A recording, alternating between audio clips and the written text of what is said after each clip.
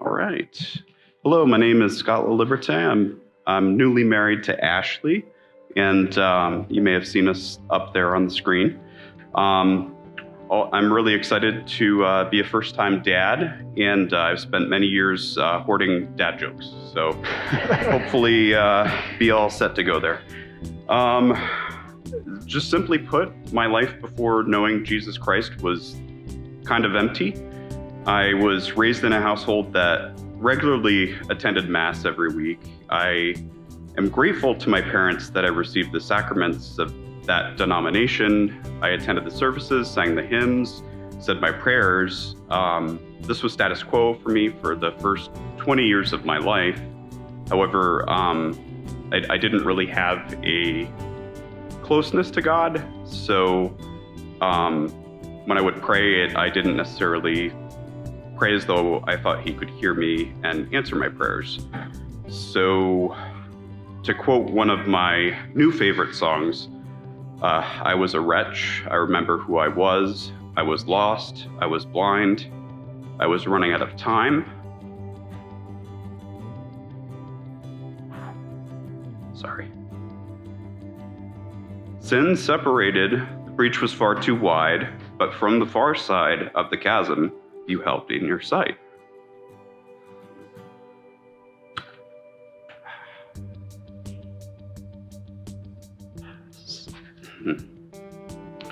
Sorry. It's okay, Scott. I mean, what you're testifying to is an internal thing that's changed you, and it has affected you.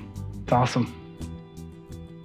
I wasted far too many years of my life feeling this way, as though nothing I could do would ever be enough.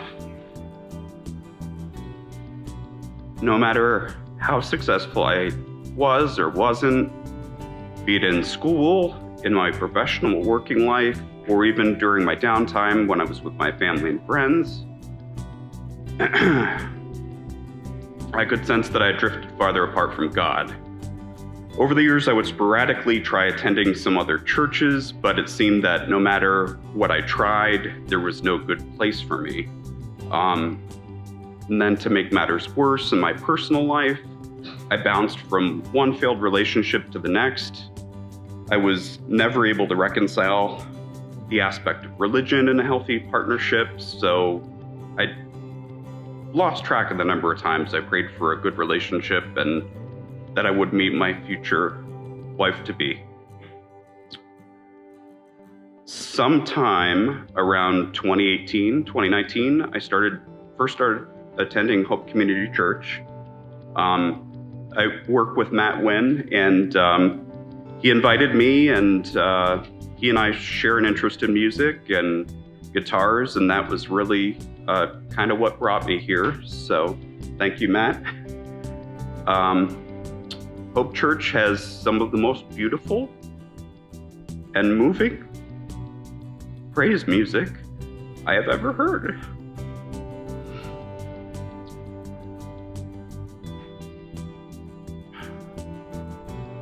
It was these new to me songs of worship that were like a quenching rain to my parched soul. Also around this time, I started changing how I prayed. I'm still new at this, but whenever I pray a formal prayer, I find myself kind of rushing through it and reciting the words. So I'm learning how to pray spontaneously. Getting better at it, but it's still new to me.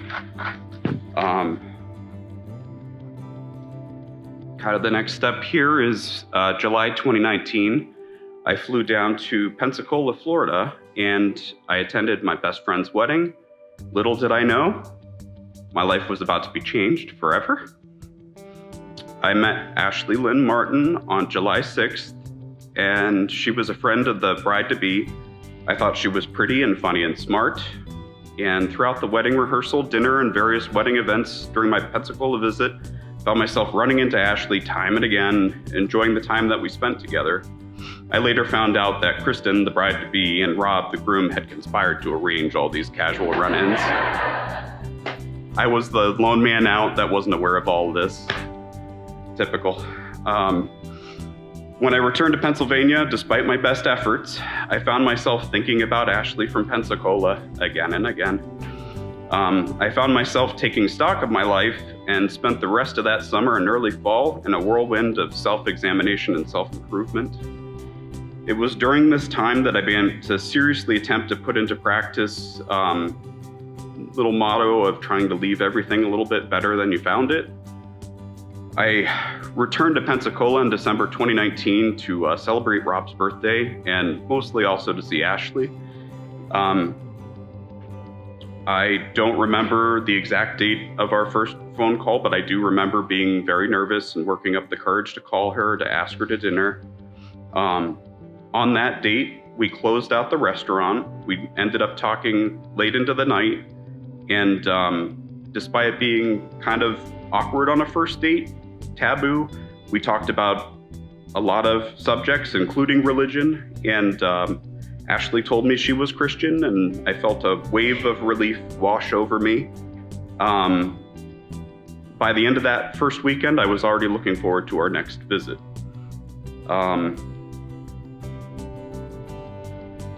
Ashley and I dated long distance all through 2020, so this now infamous year.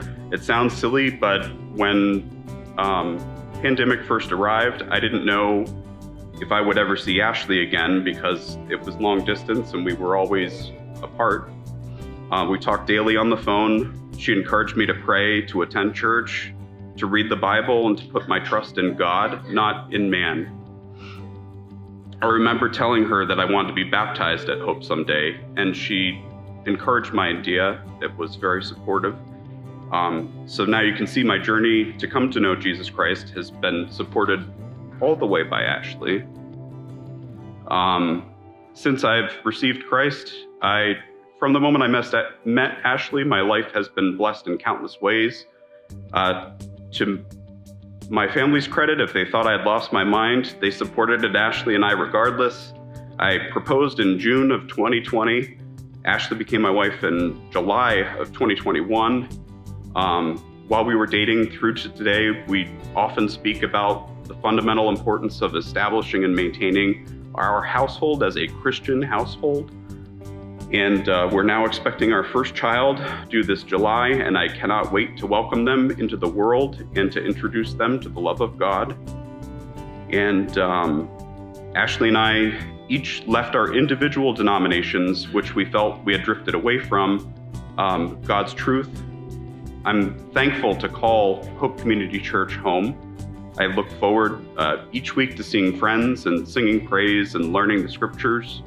When we drive home, Ashley and I will discuss the sermon, and I often find myself thinking about the sermon throughout the week and eagerly awaiting the next, and really appreciate the way that Pastors Kirk and Joe interweave the series themes together and how they perfectly align a lot of times with today's current events.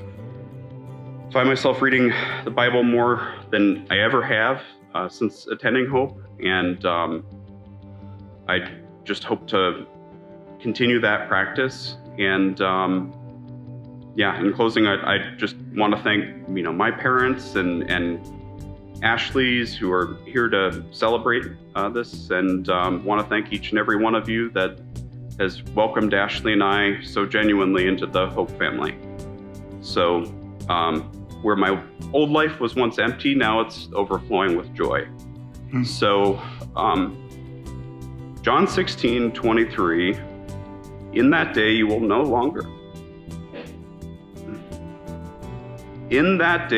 longer ask me anything. Very truly I tell you, my Father will give you whatever you ask in my name. Until now, you have not asked for anything in my name.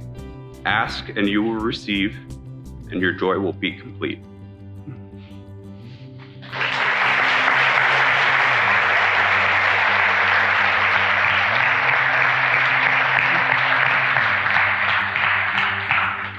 Scott, thanks for sharing your story. It's beautiful. It's awesome. Your story depicts the vision really Jesus' vision, and we as followers of him just carry out that vision. But it depicts the vision of Jesus, of Hope Community Church, to help people to become internally strong. And you've described beautifully what it means to be internally strong, and that transformation, going from an empty life to a full life. And it's mystical, it's mysterious, it's spiritual in nature, but it's rooted in Jesus. It's rooted in the fact and the truth of who he is. And you've uncovered it and discovered it.